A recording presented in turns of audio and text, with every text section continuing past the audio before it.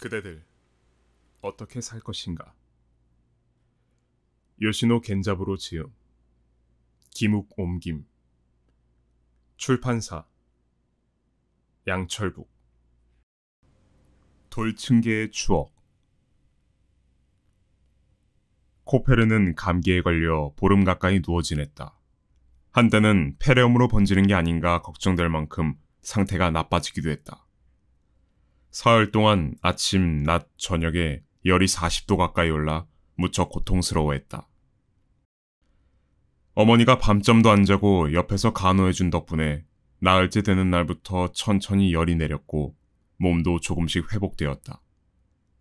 일주일째는 이불에 누워 책도 볼 수 있게 되었는데 열이 조금 있고 기침도 그치지 않아서 여전히 이불 속에서만 지내야 했다. 여느 때라면 감기쯤은 아무것도 아니라면서 학교에 가겠다고 고집을 피웠을 텐데 이번에는 의사 선생님이 시키는 대로 의젓하게 이불 속에 누워 있었다. 너무 의젓해서 어머니는 오히려 걱정이 될 정도였다.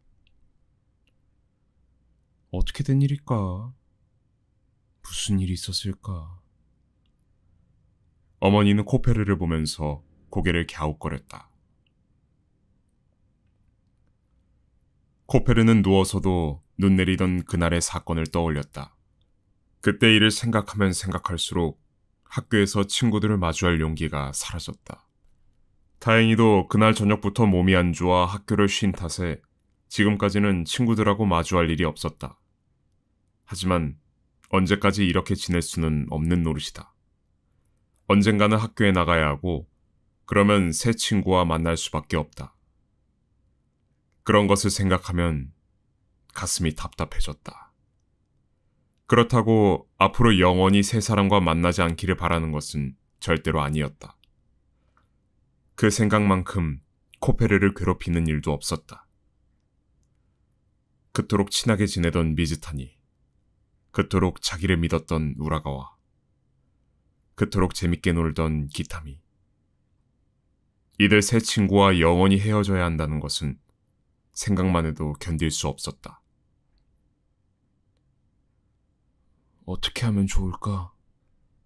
코페르는 눈 아래까지 이불을 덮고 천장을 바라보면서 몇 시간씩 골똘히 생각해 보았다.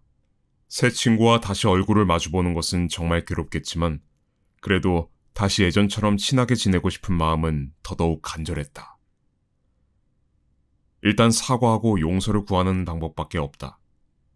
코페르도 이것은 잘 알고 있다. 그런데 뭐라고 사과해야 좋을까? 코페르의 머릿속에 갖가지 변명들이 떠올랐다. 첫째로 기타미와 친구들이 상급생에게 붙잡혀서 맡고 있을 때 코페르가 처음부터 구경하던 학생들 속에 섞여 있었다는 것은 모르고 있었을 테다. 어쩌면 코페르가 상황을 눈치채고 달려왔을 때는 이미 친구들이 맞고 나서였다고 변명해도 믿을지 모른다. 맞아. 그렇게 말하면 기타미는 내가 나서지 않은 것을 이해할지도 몰라. 나오지 않은 게 아니라 나오고 싶어도 시간이 안 맞았던 거니까. 코페르는 좋은 생각이 떠올랐다고 만족했다. 그런데 우라가와를 생각하면 다시 우울해졌다. 우라가와는 구경하던 학생들 틈에 있었다. 어쩌면 처음부터 코페르를 보고 있었을지도 모른다. 만약 그랬다면 이런 거짓말은 금방 들통난다. 감기를 이유로 내세워보는 건 어떨까? 그날 사건이 일어나기 전부터 으슬으슬 추웠어. 그때는 이미 감기에 걸렸나 봐. 몸이 안 좋아서 서 있기도 힘들었어. 내가 나가지 못한 건 정말 미안하지만 아파서 그런 거니까 이해해줘. 이렇게 말하면서 사과하면 모두 용서해줄지도 모른다. 그런데 바로 전까지 웃고 떠들며 놀았는데 아파서 움직일 수 없었다고 말하면 정말 믿을까? 생각해보니 이것도 변명거리는 되지 않는 것 같았다. 뭐라고 둘러대야 좋을까? 약속한 대로 구로카와 패거리들 앞에 뛰어나가려고 했는데 갑자기 이런 생각이 떠올랐어.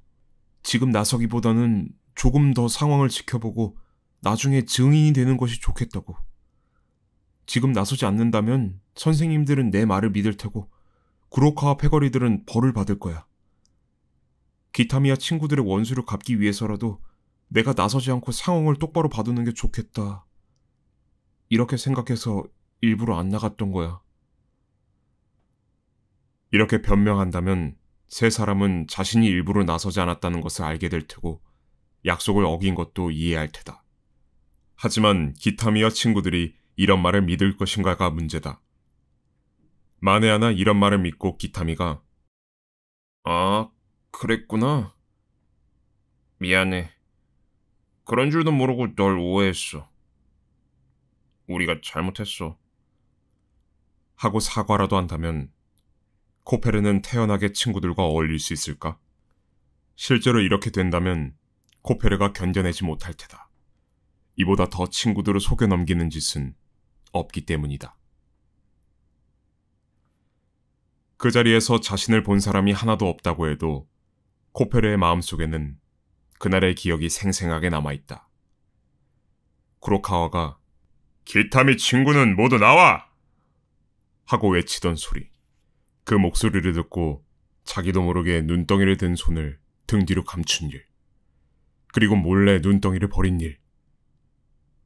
그때 일이 이렇게 생생히 머릿속에 들러붙어 있는데 친구들을 생각해서 일부러 나서지 않은 것처럼 거짓말을 할 수 있을까?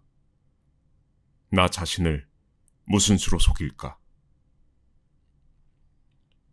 코페르는 그때 한 행동을 생각하면 자신이 너무나 싫어졌다.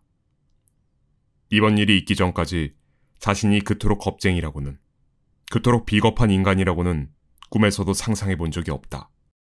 코페르는 이번 일을 겪으면서 사람은 한 번 행동하고 나면 두 번 다시 되돌릴 수 없다는 것을 뼈저리게 느꼈다. 그래서 정말 무섭다고 생각했다.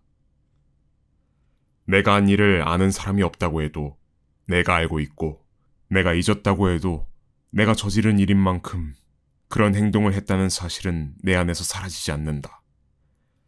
아무리 긴 시간이 지나도 내가 그때 그런 인간이었다는 것을 지워버릴 방법이 없다. 어떻게 해야 좋을까? 어떻게 해야... 코페르는 천장을 올려다보면서 자기도 모르게 입술을 깨물었다. 저녁이 돼서도 전깃불을 켜지 않고 혼자 생각에 잠겨 있다가 뭐라 말하기도 힘든 외로움을 사무치게 느꼈다. 코페르는 말수가 점점 더 줄어들었다. 말없이 생각에 잠길 때가 많았다. 여느 때라면 몸이 아프다가도 조금만 좋아지면 기운을 차렸을 테다. 어머니는 코페르가 병에 걸리면 병이 심해지지 않는 한 바라는 대로 해주었다. 코페르는 환자라는 특권을 앞세워 온갖 주문을 쏟아내고는 했다. 그런데 이번에는 어머니가 먼저 점심때 오믈렛을 만들어줄까 하고 물어도, 러시아 과자를 구워줄까 하고 물어도, 읽고 싶은 책이 없냐고 물어도 내키지 않는 듯 억지로 대답한다. 어머니가 코페르의 기분을 북돋아주려고 자꾸 말을 걸자 나중에는 말 좀 그만 시켜 하고 화를 내며 등을 돌리기 일쑤였다.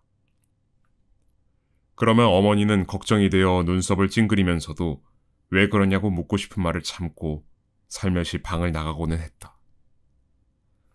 등 뒤에서 어머니가 가볍게 한숨을 내쉬는 소리가 들리면 코페르의 눈에는 눈물이 주르르 흘렀다. 이번 일은 코페르의 삶에서 가장 큰 사건이었다. 이만큼 마음을 뒤흔들어 놓은 사건은 처음이었다. 아버지가 돌아가셨을 때도 외롭고 슬퍼서 자주 훌쩍였지만 슬픔에 몸을 맡기고 실컷 울고 나면 기분이 누그러졌다. 지금처럼 자신이 한 일을 후회하고 꾸짖으며 괴로워한 적은 없다. 후회하고 슬퍼해도 돌이킬 수는 없다는 것을 알기에 점점 더 괴로워졌다. 자다가 한밤중에 문득 눈을 뜨고 잠을 이루지 못한 날이 하루 이틀이 아니다. 코페르는 자신이 한 일을 되돌아보면서 똑바로 자기를 바라보아야 한다는 것을 처음으로 깨달았다. 괴로운 날들이 며칠 동안 이어졌다. 코페르는 마음이 점점 더 무거워졌다. 적당한 변명거리를 찾는다고 해도 친구들을 배신했다는 사실은 달라지지 않는다. 친구들을 배신했다는 사실은 언제까지나 코페르를 따라다니며 코페르의 양심을 지켜보고 있을 테다. 코페르는 변명거리를 더 찾지 않기로 했다. 그러자 기분은 조금은 산뜻해졌지만 자신이 비겁하게 행동한 게 자꾸 떠올라 기타미와 미즈타니, 우라가와에게 말로 할 수 없을 만큼 미안했다. 그 세 친구에게 내가 잘못했어 하고 사과하고 싶었다. 그런데 사과한다고 해서 세 사람이 코페르를 용서해 줄까? 자신이 비겁했다는 것을 인정한다면 친구들은 코페르에게 더 실망하는 것은 아닐까? 코페르는 그렇게 생각하면 또다시 고민에 사로잡혔다. 일요일 오전이다. 장지문으로 밝은 햇살이 비치고 화로에 올려놓은 주전자는 부글부글 끓고 있다. 외삼촌은 코페르 옆에 누워 신문을 읽고 있었다. 코페르는 반듯하게 누워 이제는 별로 필요도 없는 것 같은 얼음주머니를 그내밀듯 흔들고 있었다. 얼음주머니는 천장에 매단 줄에 묶여 있었는데 미지근해진 얼음주머니를 한번 밀면 시계추처럼 앞뒤로 움직였다. 그렇게 흔들리는 얼음주머니를 보면서 코페르는 생각에 잠겨 있었다. 말할까 말까? 말할 생각이라면 외삼촌과 단둘이 있는 지금이 기회다. 코페르는 한참 망설이다 마침내 결심한 듯 입을 열었다. 저기 있잖아, 외삼촌. 응? 외삼촌은 여전히 신문에서 눈을 떼지 않았다. 나 있잖아. 응. 나... 막상 말하려고 하니까 뒷말이 이어지지 않았다. 눈을 질끈 감고 외삼촌에게 다 털어놓을 작정이었는데 말을 꺼내기가 여간 어려운 게 아니었다. 그래도 용기를 내어 목소리를 짜냈다. 나 학교 가기 싫어. 외삼촌은 코페르가 한참 망설이다 그렇게 말하자 뜻밖이라는 듯 신문에서 눈을 떼었다. 무슨 일 있었니? 나 학교 가기 싫어. 코페르는 화가 난 것처럼 같은 말을 되풀이했다. 감기도 거의 다 나았고 조금 있으면 시험도 있을 거 아니야? 그래도 학교 가기 싫어. 이유가 뭐지? 난... 코페르는 또다시 말문이 막혔다. 너 오늘 이상하구나. 평소엔... 그런 게 아니야. 코페르는 몸을 세게 흔들며 외삼촌이 하는 말을 가로막았다. 외삼촌, 난 말이지. 여기까지 말했을 때 눈시울이 뜨거워지는가 싶더니 왈칵 눈물이 쏟아졌다. 코페르는 목이 매는 것을 억지로 참고 말했다. 정말 미안한 짓을 해버렸어. 외삼촌은 몸을 일으켜 자세를 바로 하고 앉아 코페르를 보았다. 반듯하게 누워있는 코페르의 눈가에서 눈물 한 줄기가 귓볼로 흘러내린다. 무슨 일 있었구나? 외삼촌은 차분한 목소리로 물었다.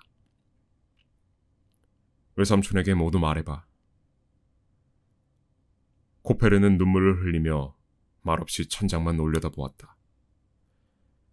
외삼촌이 다시 물었다. 자, 무슨 말이든 다 해봐. 외삼촌한테 다 털어놔. 코페르는 더듬거리며 1월에 미즈타니의 집에서 약속했던 일, 눈 내리는 날의 사건, 세 사람이 자기를 운동장에 놔두고 간 일을 모두 이야기했다. 코페르는 이야기하는 동안 마음속에 고여있던 무엇인가가 몸 밖으로 빠져나가는 것을 느꼈다. 그리고 끝에 가서는 평소처럼 말도 술술 잘 나왔다. 외삼촌, 내가 정말 나빴다고 생각해. 친구들이 나 때문에 화가 났더라도 어쩔 수 없어. 내가 비겁한 짓을 했으니까. 내가 비겁한 짓을... 코페르는 그렇게 고백하다 보니 어깨에서 무거운 짐을 내려놓는 것 같았다. 그래? 그런 일이 있었구나.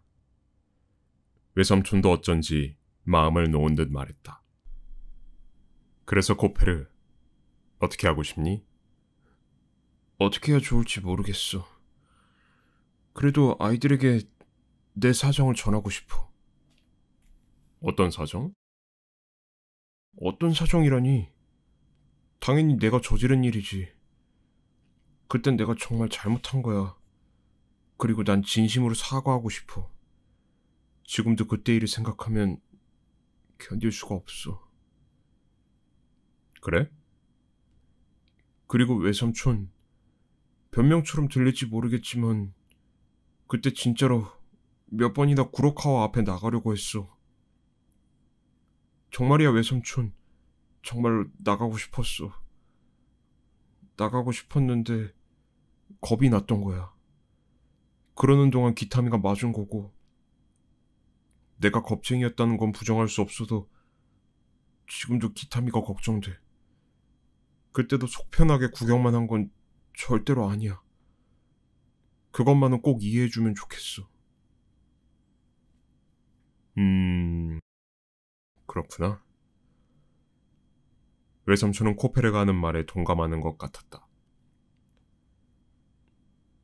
그런데 어떻게 해야 좋을지 모르겠어. 외삼촌은 코페르에게 용기를 주려는 듯 밝은 얼굴로 말했다. 그런 건 깊이 생각할 필요도 없어. 지금 당장 편지를 써. 편지를 써서 기타미에게 사과하는 거야. 그런 기분을 계속 마음에 담고 있어서는 안 돼. 코페르는 주저했다. 하지만 외삼촌, 그렇게 한다고 기타미와 아이들이 나를 용서해 줄까? 그건 알 수 없지. 그럼 싫어. 외삼촌의 얼굴이 싸늘하게 변했다. 주니치. 외삼촌은 오랜만에 코페르라는 별명 대신 이름을 불렀다. 그건 잘못 생각하는 거야. 너는 친구들하고 한 약속을 어겼어. 구로카와의 주먹이 무서워서 기타미와 친구들은 모른 척했어. 그리고 내가 비겁했다고 괴로워하면서 기타미와 친구들이 화를 내는 게 당연하다고 말했어. 그런데 왜 편지를 못 쓰겠다는 거지? 왜 남자답게 자기가 한 짓을 끝까지 책임지려고 하지 않는 거야? 코페르는 회초리를 3개 얻어맞은 것 같았다. 외삼촌은 화가 난 목소리로 이어 말했다. 기타미와 미즈타니가 2번 다시 널 보지 않겠다고 해도 넌 대꾸할 자격이 없어. 그 아이들이 너한테 무슨 말을 하든 넌 할 말이 없어. 코페르는 괴로워하며 눈을 감았다.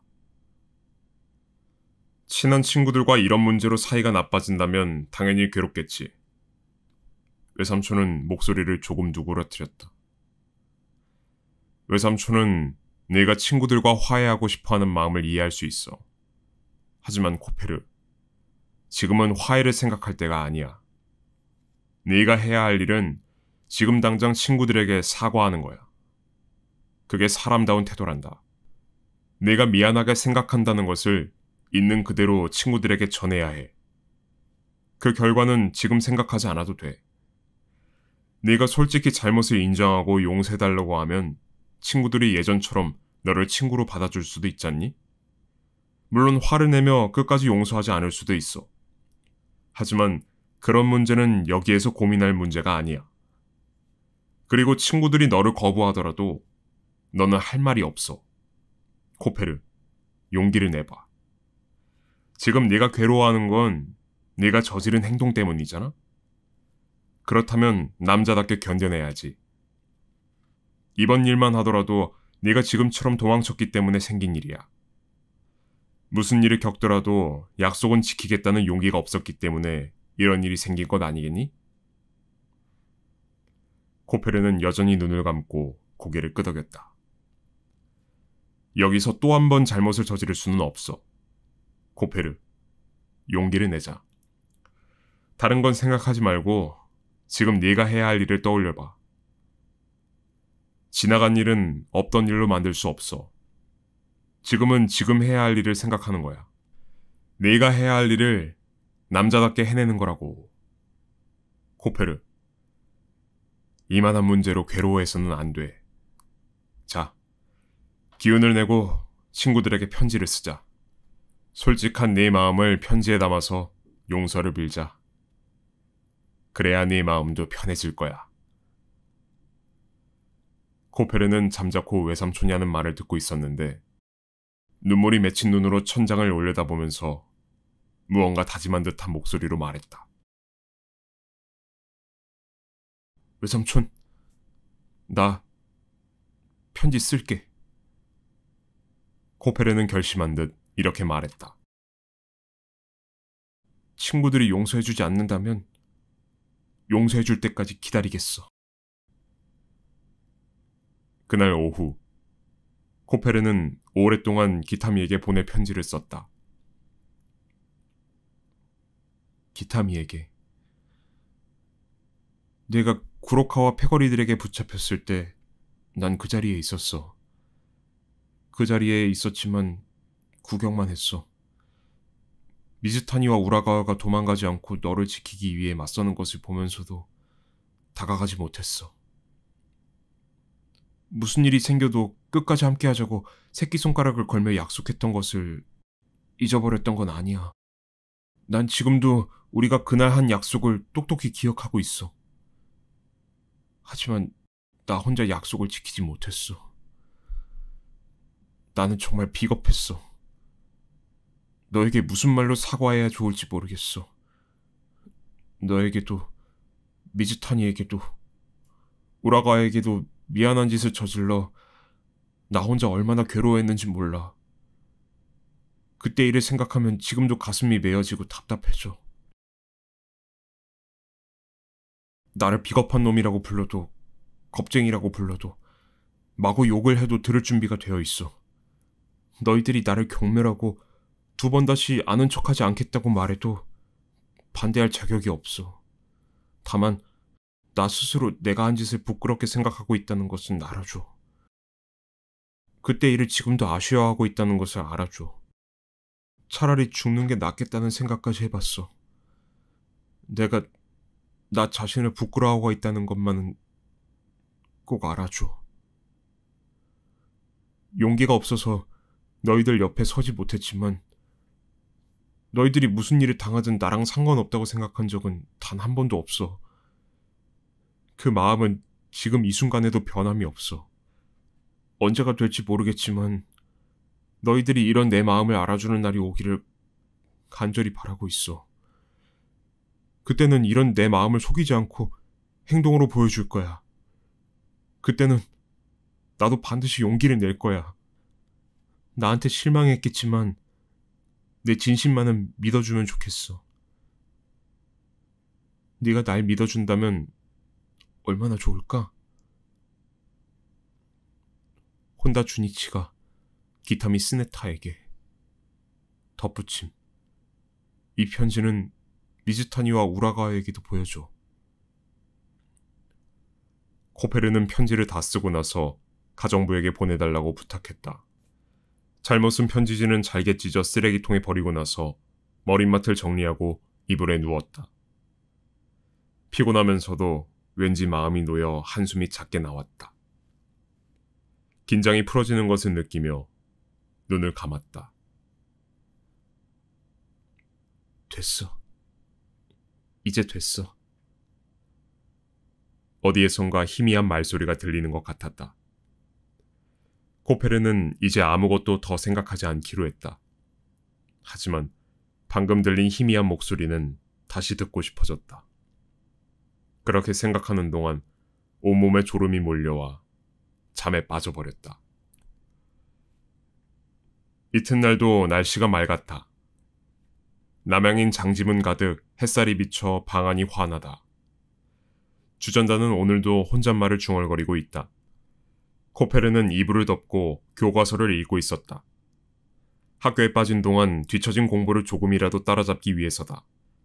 하지만 한쪽을 채 읽기도 전에 눈길은 교과서에서 장지문 유리창 너머로 보이는 화창한 하늘로 옮아간다. 기타미는 어젯밤에 편지를 받아봤을까? 그랬다면 오늘 학교에 편지를 가져가 미즈타니와 우라가에게 보여줬을 텐데. 하지만 어제 받지 못했을 수도 있어. 편지가 오늘 아침에 갔다면 아직 편지를 못 봤을 거야. 머릿속에 그런 생각들이 떠나지 않았다. 코페르는 다시 교과서를 들고 다른 생각은 하지 않으려고 했다. 기타미는 편지를 읽고 어떻게 생각할 것인지, 미즈타니와 우라가와는 뭐라고 말할 것인지, 세 사람은 기분이 풀릴 것인지, 그런 것을 생각하면 편지를 쓰기 전처럼 다시 답답해지는 것 같았다. 이러면 안 돼. 이러면 안 돼. 지금은 그런 것을 생각할 때가 아니야. 코페르는 자신을 타이르며 그 문제는 더 생각하지 않아야 한다고 마음먹었다. 그렇다. 코페르는 더 고민하지 않는 게 좋다. 자신이 실수한 것을 생각할 만큼 생각해 보았고 후회할 만큼 후회했으며 실컷 괴로워했다.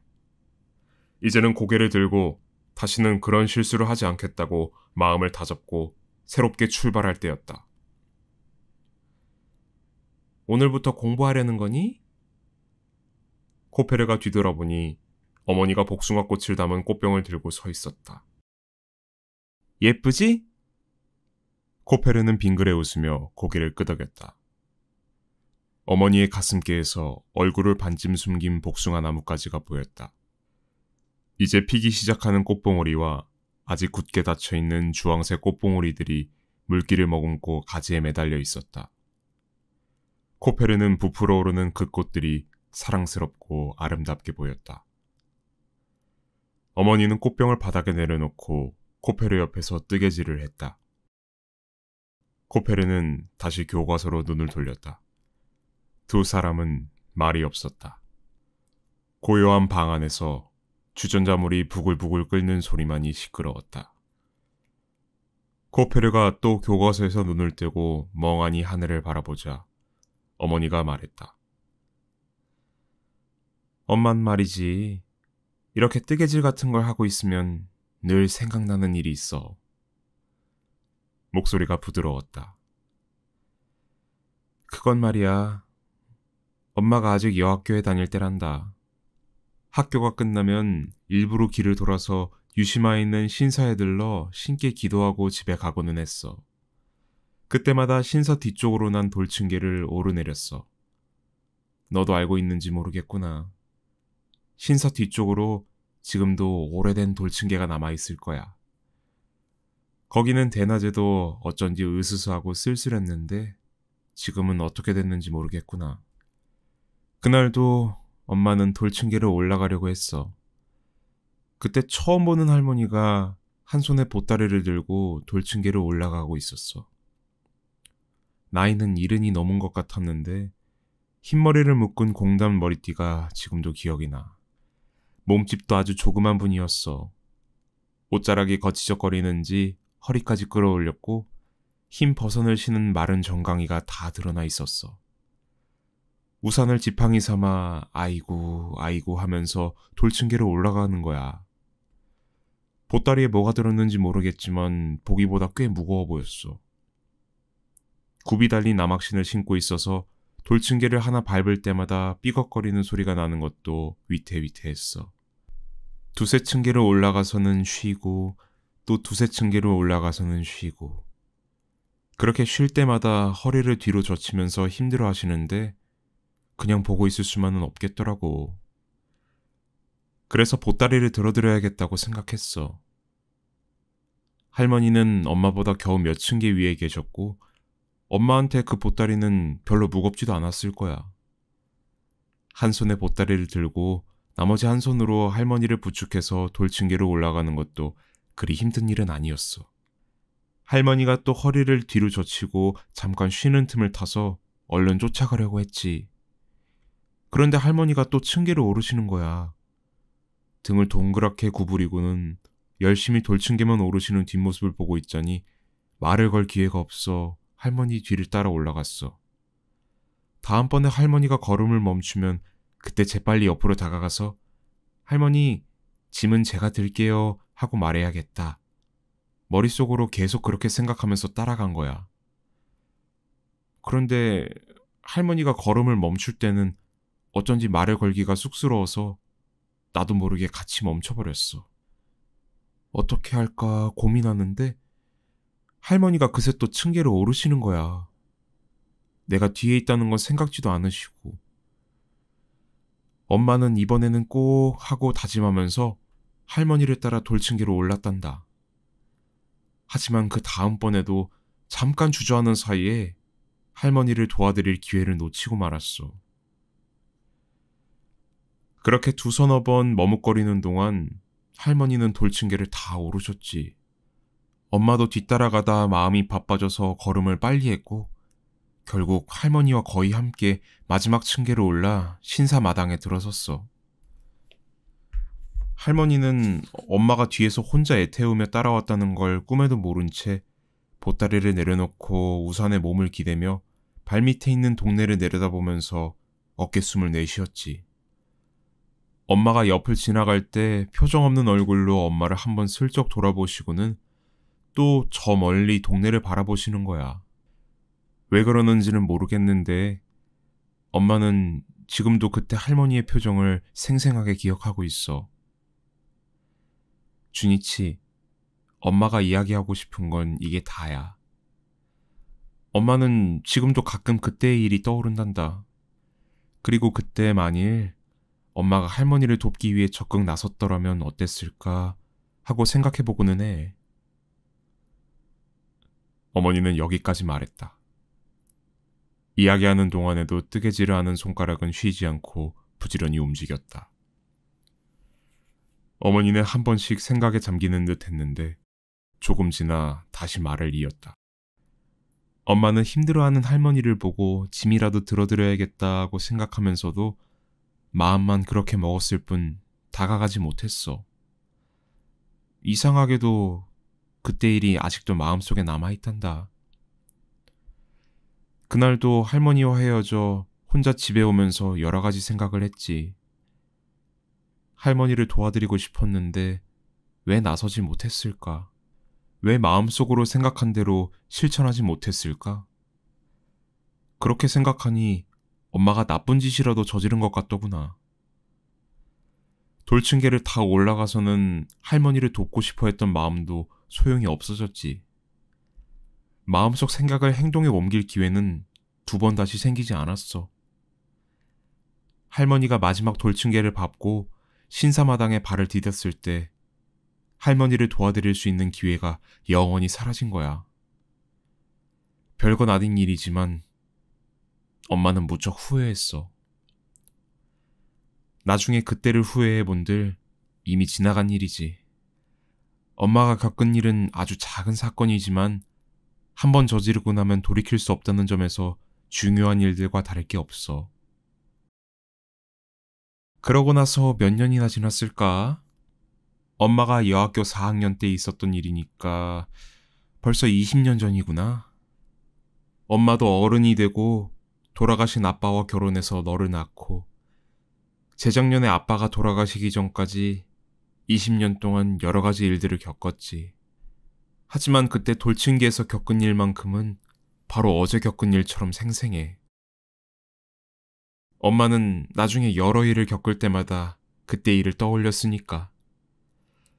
어른이 되어서도 그때 왜 생각한 대로 행동하지 못했을까 하고 후회하는 일들이 많이 생겼어. 사람은 누구나 살아온 날들을 되돌아볼 때 그런 후회를 하나둘쯤은 하게 마련이지. 아이들보다 어른들이 지나간 일을 후회하는 경우가 더 많단다. 엄마만 해도 아빠가 이렇게 일찍 돌아가실 줄 알았다면 살아있을 때 좀 더 잘해드릴 걸 하고 후회하는 걸. 어머니는 뜨개질 하던 손을 멈추고 코페르와 함께 장지문 너머로 물색 하늘을 잠깐 쳐다보았다. 그러다가 다시 평소처럼 다정한 얼굴로 이야기를 이어갔다. 엄마는 돌층계에 얽힌 일을 기억하기 싫은 일로 여기지는 않아. 그야 그때 이렇게 했으면 좋았을 걸, 저렇게 했으면 좋았을 걸 하고 후회는 했지. 또 그때 이렇게 하길 정말 잘했다고 생각하는 일도 없는 건 아니야. 손해나 이득을 따져서 그렇게 판단하는 건 아니란다. 마음속에 있는 따뜻한 감정이 행동으로 나타나고 나중에 그때를 떠올리면서 아, 그렇게 하길 정말 잘했다 하고 만족하는 일들이 몇 번은 있었다는 뜻이야. 생각해보면 그때 돌층계에서 그런 일을 겪었기에 그 같은 소중한 경험도 할 수 있었던 것 같아. 생각해보니 정말 그렇구나. 돌층계 사건이 없었다면 엄마는 지금처럼 좋은 추억을 많이 간직하진 못했을 거야. 사람이 살면서 만나는 사건들은 모두 한 번뿐이며 두 번 다시 되풀이되지 않는다는 것을 돌층계 사건에서 배웠기 때문에 내 안에 들어있는 좋은 생각과 아름다운 감정들이 무엇보다 소중하다는 것을 알게 되었지. 돌층계에서 그 일을 겪지 않았다면 이런 것은 훨씬 더 나이가 들어서 알게 되었을지도 몰라. 그래서 엄마는 돌층계에서 한 행동을 창피하다고 생각하지는 않아. 그때 머뭇거린 것을 후회한 적은 있어도 인생에서 중요한 한 가지를 배운 셈이니까. 그 일을 겪고 나서 다른 사람이 친절을 베풀면 진심으로 고마워할 줄 알게 되었단다. 코페르는 어머니가 들려주는 이야기와 자기가 이번에 겪은 사건이 다르지 않다고 생각했다. 그래서 말이지. 어머니는 코페르를 보지 않고 뜨개질을 계속하면서 말했다. 너도 언젠가는 엄마가 겪은 일과 비슷한 경험을 할 거라고 생각해. 어쩌면 엄마가 겪었던 일보다 더 중요한 일일지도 몰라.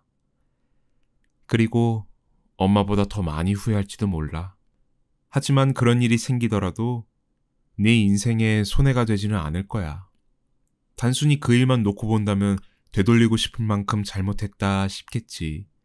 하지만 그렇게 후회해서 중요한 것을 알게 된다면 그 경험은 절대로 나쁜 게 아니야. 그런 일을 겪으면서 인생을 가치 있게 만들어가는 거란다. 너도 그만큼 훌륭한 인간이 되는 거고. 그러니까 무슨 일을 하더라도 너 자신에게 실망해서는 안 돼. 네가 실수를 이겨내고 다시 일어선다면 누군가는 그 노력과 마음을 알아줄 거야. 사람들이 몰라주더라도 하나님은 분명히 보고 계실 거야. 코페르는 어느새 눈가가 촉촉하게 젖어들었다.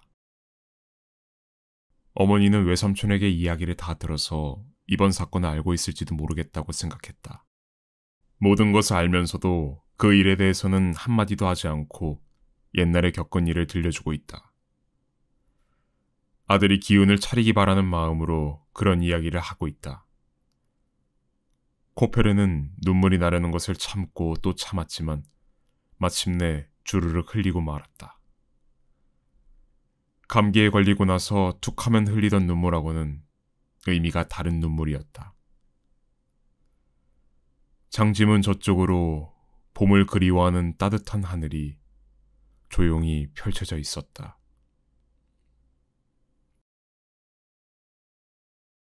외삼촌의 노트. 인간의 고뇌와 잘못의 위대함에 대하여.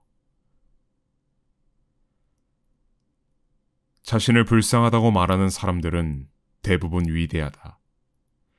나무와 풀은 자신을 불쌍하다고 생각하지 않는다. 자신을 불쌍하다고 인식하는 것은 위대해지고 싶기 때문이다. 이것은 진리다. 마찬가지로 자신을 불쌍하다고 말하는 것은 자신이 위대하다고 말하는 것과 같다. 이것도 진리다. 스스로를 불쌍하게 여기는 사람은 스스로를 위대하게 여긴다. 그것은 왕위를 빼앗긴 임금이 스스로를 불쌍하게 여기는 것과 같다. 왕위를 잃은 임금이 아니라면 그 누가 자신이 왕위에 앉지 않았다고 해서 슬퍼할 것인가? 입이 하나뿐이라는 이유로 자신이 불행하다고 말하는 사람이 있을까? 반대로 눈이 하나뿐이라면 스스로를 가엾게 생각하지 않을 사람이 있을까? 이 세상에 눈이 세 개가 아니라고 해서 슬퍼하는 사람은 없다. 그러나 눈이 하나라면 사람들은 그를 위로해줄 말을 찾지 못할 것이다. 파스칼. 임금이 그 자리를 다른 사람에게 빼앗긴다면 그 사람은 자신이 불행해졌다면서 슬퍼하겠지. 그 사람은 자신이 임금 노릇을 해야 하는데 못하기 때문에 슬퍼하는 거야. 마찬가지로 눈이 하나밖에 없는 사람이라면 자신이 불행하다고 느낄 거야. 본디 사람은 눈이 두 개인데 그 하나를 잃었기 때문이지. 만약 사람에게 눈이 하나만 있다면 슬퍼하지 않을 거야. 오히려 눈이 두 개인 사람들이 불구로 태어났다며 슬퍼하겠지. 코페르, 파스칼의 명언을 천천히 생각해보려. 이것은 우리 인생에서 중요한 진리와 사람은 왜 슬픔과 고통을 겪어야 하는지를 가르쳐주고 있단다. 사람으로 태어나는 한 어린아이는 어린아이 나름대로 또 어른은 어른대로 여러 가지 슬픈 일과 괴로운 일, 아픈 일을 겪으며 살아간단다. 슬픔과 아픔이 즐거울 수는 없어. 하지만 사람은 슬픔과 아픔을 겪기 때문에 인간이 어떤 존재인지 알게 된다고 생각해. 마음으로 느끼는 괴로움과 슬픔만이 고통은 아니야. 몸으로 느끼는 아픔과 괴로움도 있고 몸으로 느끼는 고통도 마음이 괴로운 만큼이나 견디기가 힘들어. 사람은 몸이 아주 건강할 때는 심장과 위와 장과 여러 내장들이 몸 안에서 어떤 일을 하고 있는지를 잊어버린 채 살아가. 그러다가도 몸에 이상이 생기면 더구나 심장 고동이 빨라진다든가 배가 아프다든가 하면 그제야 내장기관을 떠올리고 문제가 생겼다는 것을 알아차려. 몸이 아파 괴로워지는 건 몸의 기관에 고장이 났다는 신호니까. 몸이 아프기 때문에 우리는 신체 기관에 고장이 났다는 것을 알게 되는 거야. 우리는 몸이 정상이 아니라는 것을 아플 때 알 수 있어. 만일 몸에 이상이 생겼는데도 하나도 아프지 않다면 병을 발견할 수도 없고 상황에 따라서는 생명을 잃을 수도 있어. 충치만 보더라도 평소에는 아프지 않은데 썩는 부위는 점점 더 늘어나지. 그러다 썩은 부위가 커졌을 때는 이미 치료할 수 없는 상태가 되는 거야. 몸이 아픈 건 누구나 싫어하지만 그 때문에 치료할 수 있다고 생각한다면 고통은 우리에게 고마운 존재, 없어서는 안 될 존재라고 할 수 있어. 아플 때 몸에 이상이 생겼다는 것을 알게 되고 건강의 소중함을 새삼 깨닫게 되니까. 이와 마찬가지로 마음이 아픈 건 우리가 정상적인 정신 상태에서 벗어났다는 것을 알려주는 신호라고 볼 수 있단다. 그리고 우리는 마음이 아플 때 인간이 본래 어떤 존재였는지 마음에 새기고 생각해 볼 수 있지. 사람이 다른 사람과 조화롭게 살지 못할 때 아파하는 까닭은 사람이 본래 다른 사람과 함께 조화롭게 살아가는 존재로 태어났기 때문이 아닐까? 사람은 서로 사랑하고 친절을 베풀며 살아가야 하는 존재로 태어났기에 증오하고 싸우며 지내는 것을 불행으로 느끼고 괴로워하겠지.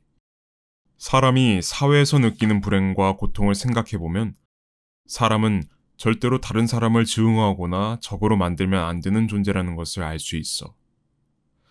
또 사람은 누구나 타고난 재능을 키우고 그 재능을 발휘할 수 있는 일을 하며 살아가야 하지만 그렇지 못할 경우도 있어. 그럴 때도 견딜 수 없을 만큼 아파하고 괴로워해. 사람이 스스로를 비참하다고 생각하고 그 때문에 괴로워하는 건 사람은 비참해져서는 안 되는 존재라는 증거겠지. 코페르, 우리는 아픔과 슬픔을 겪으면서 이런 지혜를 찾아내야 한단다. 욕망을 채우지 못했다고 불행하다고 말하는 사람이 있단다. 또 쓸데없는 거칠에 얽매여 스스로 고난을 불러오는 사람도 있어. 이런 사람들은 욕망과 허영심 때문에 아프고 불행하기 때문에 욕망과 허영심을 버리면 고통과 불행도 자연스레 사라진단다. 우리는 그 사람들을 보면서 사람은 쓸데없는 욕망과 거칠에 뿐이 허영심으로도 고통받고 불행해질 수 있다는 것을 배우게 돼. 단지 아픈 것만을 느낄 수 있는 감각은 사람에게만 있는 게 아니야. 개와 고양이도 상처를 입고 눈물을 흘려. 외롭고 슬프면 울기도 해. 다른 동물들도 몸이 아프고 굶주리고 목마를 때는 참기 어려워해. 그래서 우리는 개와 고양이, 말과 소 같은 동물을 보면서 지상에 함께 나온 생물체로서 동질감을 느끼고 애정을 쏟기도 하지만 이것만으로는 사람답다는 것을 증명할 수 있는 것은 아니란다. 사람은 동물이 아니라 오직 사람만이 느끼는 고통 속에서 참으로 사람다워질 수 있단다. 그렇다면 사람은 어떤 아픔을 겪어야 참으로 사람다워질 수 있을까? 사람은 몸에 상처가 생기지도 않았고 굶주리지도 않았는데 상처 입고 괴로워하거나 갈증을 느끼는 경우가 있단다. 우리 마음은 마지막으로 희망을 걸었던 어떤 일이 물거품이 되어버리면 상처를 입고 눈에 보이지 않는 피를 흘리며 괴로워해. 우리 마음은 다른 사람에게 오랫동안 애정을 받지 못하면 갈증을 느껴. 우리 사람이 마음에 가장 깊은 상처를 입고 눈에서 가장 쓰라린 눈물을 짜낼 때는 자신이 저지른 실수를 절실하게 깨달을 때란다. 결과를 떠나서 자신의 행동을 되돌아보았을 때 내 탓이다 하는 가책이 느껴진다면 이보다 더 큰 아픔은 없어. 그래서 많은 사람들은 어떻게든 변명을 만들어 내 실수를 덮어보려고 한단다. 하지만 코페르, 이 세상에서 오직 사람만이 자신이 잘못한 일은 인정하고 그 아픔을 받아들일 수 있단다. 사람의 본성 가운데 옳고 그름을 분별하고 그에 따라 자신의 행동을 결정하는 힘이 없다면 사람은 자신의 행동을 반성하지도 그 잘못을 후회하지도 않을 거야. 자신이 실수한 것을 후회하는 마음이 생기는 까닭은 그때 올바로 행동할 수 있었다는 것을 알고 있기 때문이란다. 그렇게 행동하는 것이 옳다는 것을 그때도 알고 있었기 때문이란다. 우리에게 올바른 이성의 목소리를 듣고 그 목소리가 말하는 대로 행동할 힘이 없다면 우리는 절대로 자신이 실수한 것을 후회하지도 그 때문에 고통스러워하지도 않을 거야. 누구나 자신이 저지른 실수를 인정할 때는 마음이 괴롭단다. 하지만 사람은 자신이 실수했다는 것을 인정하고 후회할 수 있었기에 동물보다 위대한 존재가 된 거란다. 왕위를 잃은 임금이 아니라면 그 누가 자신이 왕위에 없다고 해서 슬퍼할 것인가? 어떤 사람이 양심에 따라 행동할 능력이 없다면 실수했다고 쓰라린 눈물을 흘리지는 않는단다. 사람이라면 누구나 실수를 해. 그러나 양심이 마비되지 않았다면 실수했다고 생각하자마자 괴로워지겠지. 그러나 코페르, 지금 괴롭다고 해서 슬퍼할 필요는 없어. 지금 아파하는 동안 새로운 자신감을 찾는 것이 중요해. 그리고 이렇게 생각하는 것이 중요해. 나한테 올바른 길을 걸어갈 수 있는 힘이 있기에 가끔은 이렇게 괴로워지기도 하는 것이라고. 실수는 진리를 생각하며 잠에서 깨어나는 것과 같다. 나는 사람이 실수하고 깨어나 진리를 향해 걷는 것을 본 적이 있다. 괴테가 한 말이란다. 우리에게는 자신이 어떻게 행동해야 할지 결정할 수 있는 힘이 있어. 그래서 때로는 실수를 저지르기도 해. 하지만 우리에게는 자신이 어떻게 행동해야 할지 결정할 수 있는 힘이 있어. 그래서 우리는 실수했을 때 다시 일어설 수 있는 거야. 코페르, 바로 이것이 네가 전에 말했던 인간 분자의 운동이 물질의 분자 운동과 다른 점이란다.